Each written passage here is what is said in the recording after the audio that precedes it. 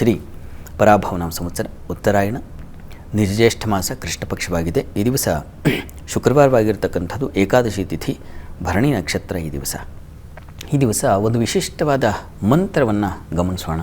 ಮಹಾಲಕ್ಷ್ಮಿ ಕುರಿತಾದದ್ದು. ಇದನ್ನು ತಾವು ಪಠಿಸಿ, ಎಷ್ಟು 108 ಬಾರಿ ಆದರೆ ಬಹಳ ಒಳ್ಳೆಯದು.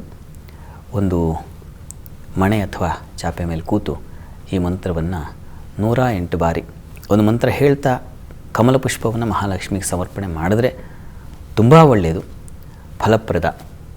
ಏನು ಸಂಕಲ್ಪದಿಂದ ಮಾಡ್ತಿರೋ ಅದು ಈಡೇರುತ್ತೆ ಅಂತ. ಅಂಥದ್ದೊಂದು ವಿಶಿಷ್ಟವಾದ ಮಂತ್ರ ಗಮನಿಸಿ. ಮೋಕ್ಷ ಸಾಧನ ಸಂಪತ್ತಿ ಆಯುರಾರೋಗ್ಯ ಸಂಸ್ಕೃತಿ ಸರ್ವೈಶ್ವರ್ಯ ಸ್ವರೂಪಾತ್ವಂ ಮಹಾಲಕ್ಷ್ಮೀ ನಮೋಸ್ತುತೆ.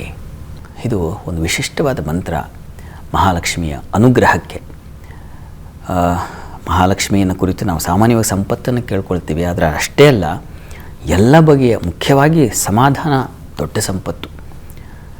ಬಂದಿದ್ದರಲ್ಲಿ ತೃಪ್ತಿ ಪಡ್ಕೊಳ್ತಕ್ಕಂಥದ್ದು ದೊಡ್ಡ ಸಂಪತ್ತು. ಇರುವುದನ್ನು ಸಮಾಧಾನ ಇದೆ ಅಂತಕ್ಕಂಥದ್ದು ದೊಡ್ಡ ಸಂಪತ್ತು.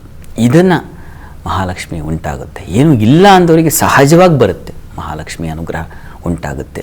ಏನು ಅಗತ್ಯ ಇದೆಯೋ ಅದು ಬರ್ತಕ್ಕಂಥ, ಅದನ್ನು ತಂದು ಕೊಡ್ತಕ್ಕಂಥ ಒಂದು ವಿಶಿಷ್ಟವಾದ ಮಂತ್ರವಾಗಿದೆ.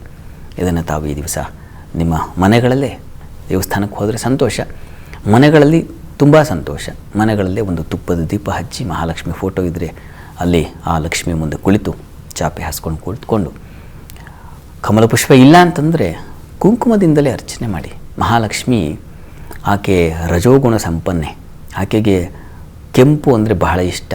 ಹೀಗಾಗಿ ಒಳ್ಳೆಯ ಕುಂಕುಮ, ಕೆಂಪು ಕುಂಕುಮ ತೆಗೆದುಕೊಂಡು ಅದರಲ್ಲಿ ಒಂದು ಎಲೆ ತಗೊಂಡು ಅದರಲ್ಲೇ ಈ ಮಂತ್ರವನ್ನು ಹೇಳ್ತಾ ಮಹಾಲಕ್ಷ್ಮಿಗೆ ಸಮರ್ಪಣೆ ಮಾಡ್ತಕ್ಕಂಥದ್ದು ಕುಂಕುಮವನ್ನು ಪ್ರಯತ್ನ ಮಾಡಿ.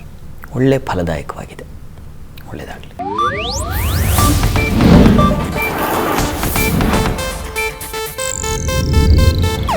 ಇದು ಏಷ್ಯಾನೆಟ್ ನ್ಯೂಸ್ ನೆಟ್ವರ್ಕ್ ಪ್ರಸ್ತುತಿ.